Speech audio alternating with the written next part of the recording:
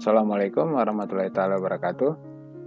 Minggu ini kita akan belajar yang berkaitan dengan uang dan bank.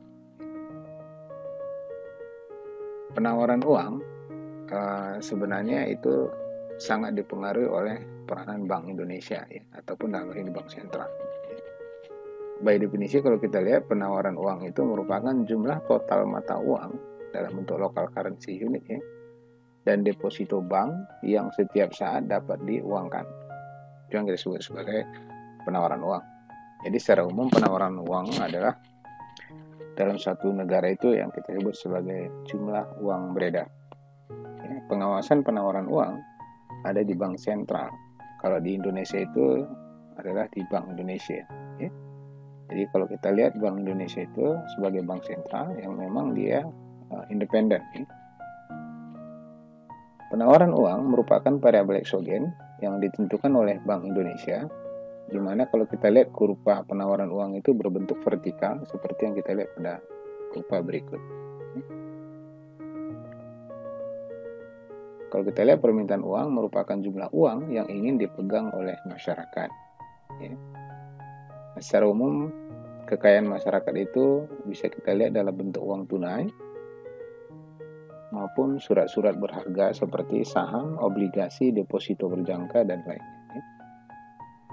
Permintaan uang umumnya merupakan fungsi dari suku bunga. Maknanya adalah di situ mengandung biaya imbangan.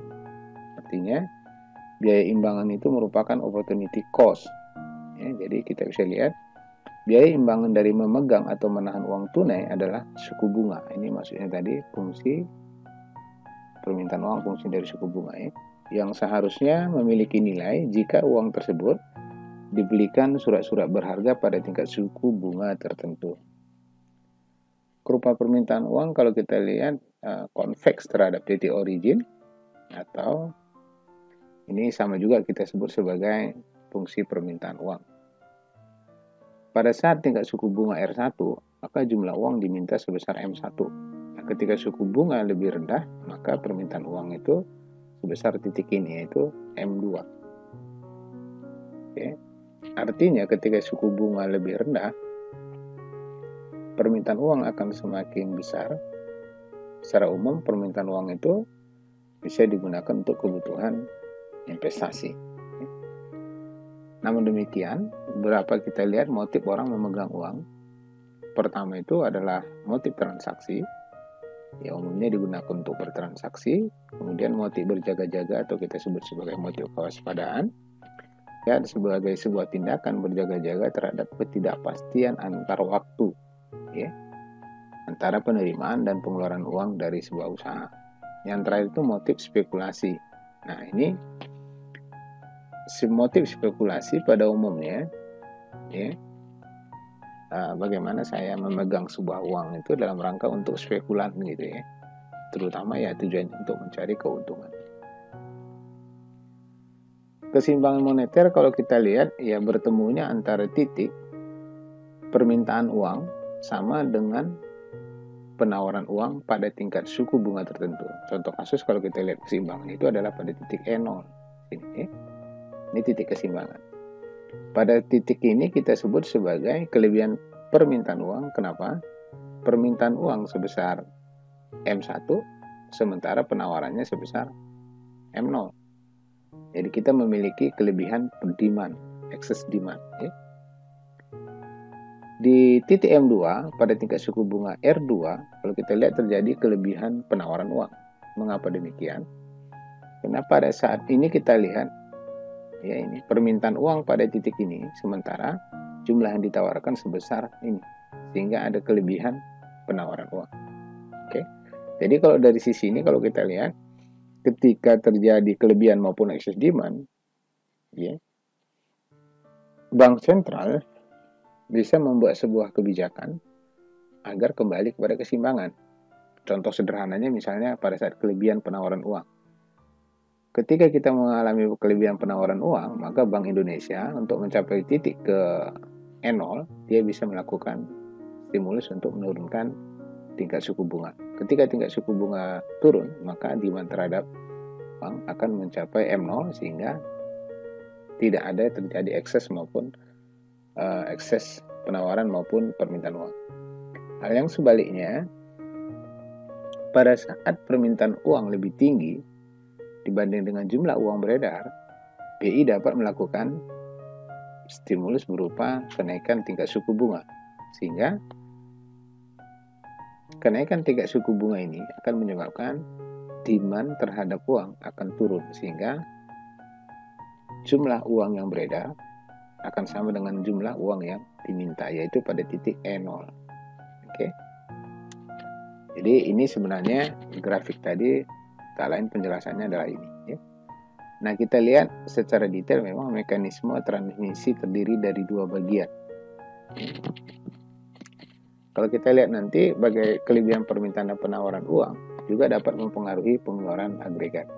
Nanti kita lihat lebih detail ya. Nah, kelebihan permintaan uang, nah ini tadi yang saya sudah jelaskan dalam grafik ini, ya sebenarnya ini adalah penjelasannya ya. Jadi ketika terjadi kelebihan permintaan uang seperti kurva ini tadi, nah berarti BI harus menurunkan tingkat suku bunga ya untuk agar kan gitu ya, permintaan uang akan semakin banyak sehingga akan bertemu demand dan supply uang. Oke, inilah ringkasannya. Nah, kita lihat yang kedua adalah kaitan antara suku bunga dengan fungsi agregat. Nah, di situ pertama kalau kita lihat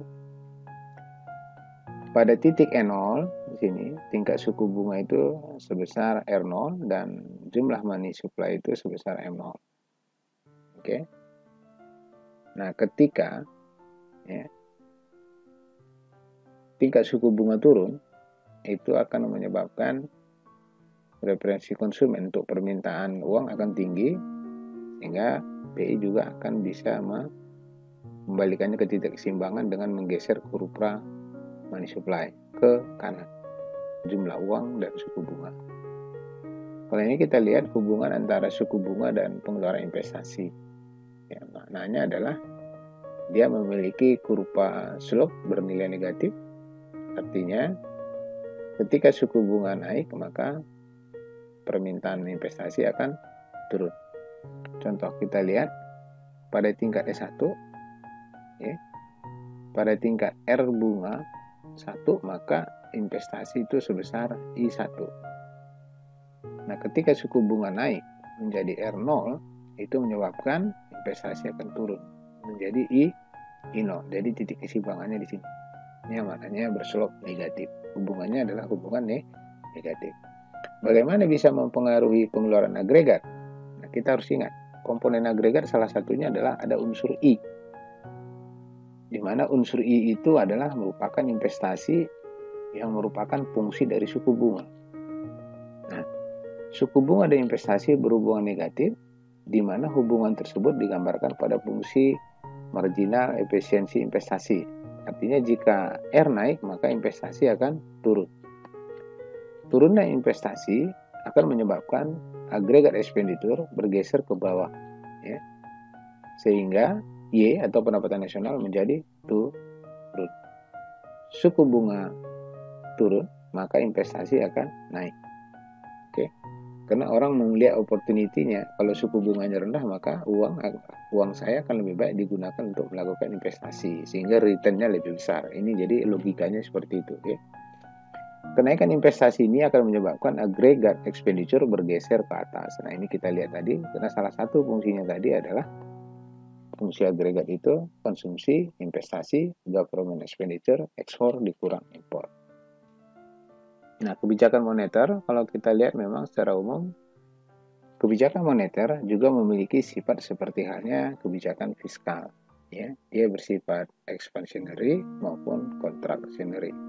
Expansionary ini kebijakan yang disebut ekspansi itu apabila dampak dari stimulus ekspansi kebijakan moneter itu adalah yang dapat menaikkan pendapatan nasional. Ya. Begitu juga dengan contractionary, ya, yaitu di mana disebut sebagai kontraksi moneter apabila yang berdampak pada pendapatan nasional menjadi menurun. Ya. Nah, kebijakan ekspansi itu salah satu dalam bentuk yang bisa dilakukan itu adalah menurunkan tingkat suku bunga atau menaikkan jumlah uang beredar. Sifat kebijakan moneter yang kontraksi itu adalah menaikkan suku bunga ataupun menurunkan money supply. Intinya disebut sebagai ekspansi itu apabila kebijakan moneter itu dapat meningkatkan pendapatan nasional, sedangkan disebut sebagai kebijakan kontraksi moneter apabila ia memiliki dampak yang menurunkan pendapatan nasional.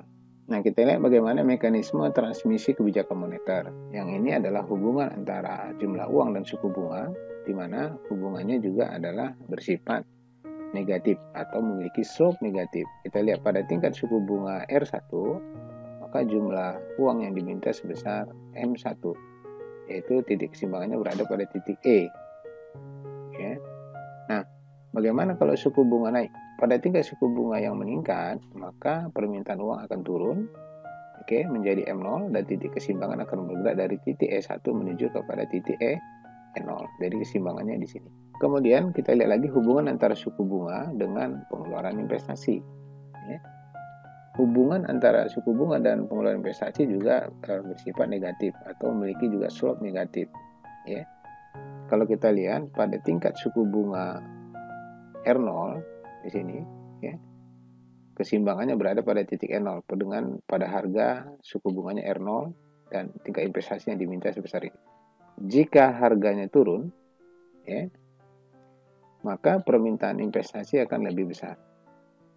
Harga ini diwakili oleh suku bunga, ini suku bunga, sehingga titik keseimbangannya berada pada titik E1, yaitu pergerakan keseimbangan itu bergerak dari titik A0 menjadi titik E1. Nah, kurva ini disebut sebagai marginal efisiensi investasi. Nah, ini adalah mekanisme hubungan antara jumlah uang, suku bunga, dan pengeluaran investasi. Bagaimana kebijakan moneter dapat mempengaruhi agregat expenditure maupun agregat demand. Kita ingat sebelumnya, pada saat kita belajar kebijakan fiskal, ini yang disebut sebagai GNP gap. GNP gap, di mana pendapatan aktual lebih rendah dibanding dengan pendapatan potensial full employment. Nah, ini kita sebut sebagai deflasi gap, deflationary gap. Nah, artinya kebijakan moneter dapat menghilangkan deflationary gap dengan cara menurunkan suku bunga. Menurunkan suku bunga sehingga menyebabkan investasi akan naik. Nah, ingat, investasi naik akan menggeser agregat expenditure ke atas sehingga menyebabkan Y akan naik. Artinya pendapatan aktual bisa menggeser kepada pendapatan potensial dalam kondisi full employment, yaitu naik dari Y0 ke Y1. Pada tingkat harga yang sama, maka untuk keseimbangan agregat demand akan bergeser sehingga titik keseimbangannya berada pada titik E1 titik ini. Jadi ini dia bagaimana kita lihat kebijakan moneter mampu mempengaruhi agregat demand ataupun menghilangkan deflationary gap. Kita lihat kebijakan moneter itu secara umum memiliki 3 tujuan, yaitu menargetkan target inflasi, kemudian dapat mempengaruhi pengangguran, dan juga dapat menstabilkan nilai tukar rupiah. Tapi dalam kenyataan di Indonesia, karena nilai tukar kita bersifat bebas atau mengambang atau disebut juga dengan floating, mengambang, artinya dia ditentukan dari mekanisme pasar, sehingga ini bukan merupakan tugas lagi. Jadi di Indonesia itu yang pertama sekali tugasnya adalah target inflation. Nah, kita lihat nilai tukar rupiah juga kita sudah melemah, lebih dari 15.000 sekarang. Nah, kenapa? Karena kita memberikan pasarnya nilai tukar itu mengambang, artinya sesuai dengan kekuatan supply dan demand dari nilai tukar itu sendiri. Instrumen yang dilakukan oleh kebijakan moneter itu yang pertama adalah dengan suku bunga, tadi sudah kita bahas banyak, kemudian giro wajib minimum. merupakan simpanan minimum yang wajib dipelihara dalam bentuk giro pada Bank Indonesia untuk semua bank. Jadi semakin besar giro wajib minimum, maka jumlah uang beredar juga kemungkinan akan semakin sedikit karena uangnya disimpan di bank sentral atau dalam ini BI. Kemudian instrumen lainnya adalah operasi pasar terbuka. Jadi bank sentral dapat membeli atau menjual surat berharga yang diterbitkan oleh pemerintah untuk mempengaruhi jumlah uang beredar. Oke, saya pikir demikian. Terima kasih, mudah-mudahan bisa dimengerti. Wabillahi taufiq wal hidayah. Assalamualaikum warahmatullahi taala wabarakatuh.